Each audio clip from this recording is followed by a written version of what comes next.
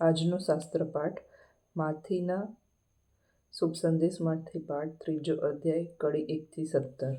વખત જતાં સ્નાન સંસ્કારક યોહાને યહૂદિયાના અરણ્યમાં આવીને ઉપદેશ કરવાનું શરૂ કર્યું. તેઓ કહેતા, હૃદય પલટો કરો, કારણ ઈશ્વરનું રાજ્ય આવી પહોંચ્યું છે.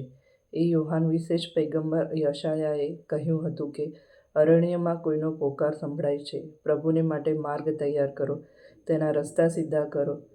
યોહાન ઊંટના વાળના કપડાં પહેરતા, કેડે ચામડાનો પટ્ટો બાંધતા અને તીડ અને રાની મધનો આહાર કરતા.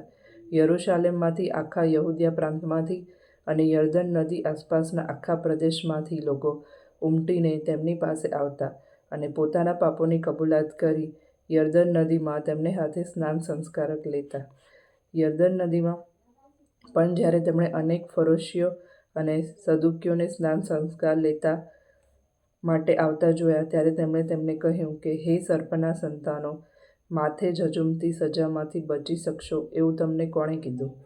હૃદય પલટાને શોભે એવા કાર્ય બતાવો અને એવે ભરોસે ન રહેશો કે અમે તો અબ્રાહમના વંશજો છીએ, કારણ હું તમને કહું છું કે ઈશ્વર તો આ પથ્થરોમાંથી પણ અબ્રાહમને માટે બાળકો પેદા કરી શકે તેમ છે. હવે તો ઝાડોના મૂળ ઉપર કુહાડો મંડાઈ ચૂક્યો છે, એટલે જે કોઈ સારા ફળ નહીં આપે તેને કાપી નાખીને આગમાં પધરાવ્યું જાણો. હું તમને હૃદય પલટાને અર્થે પાણીથી સ્નાન સંસ્કાર કરાવું છું, પણ જે મારી પછી આવનાર છે તે મારા કરતાં વધારે શક્તિશાળી છે, અને હું તો તેનો પગરખાં ઉપાડવાને પણ લાયક નથી. તે તમને પવિત્ર આત્મા અને અગ્નિ વડે સ્નાન સંસ્કાર કરાવશે. તેના હાથમાં સુપડું તૈયાર છે, અને તે પોતાના ખડાને સોય ઝાટકીને સાફ કરી નાખશે. ઘઉં તે પોતાના કોઠારમાં ભરશે, પણ ફોતરા કદી ઓલવાય નહીં એવા અગ્નિમાં બાળી મૂકશે. ઈસુનો સ્નાન સંસ્કાર.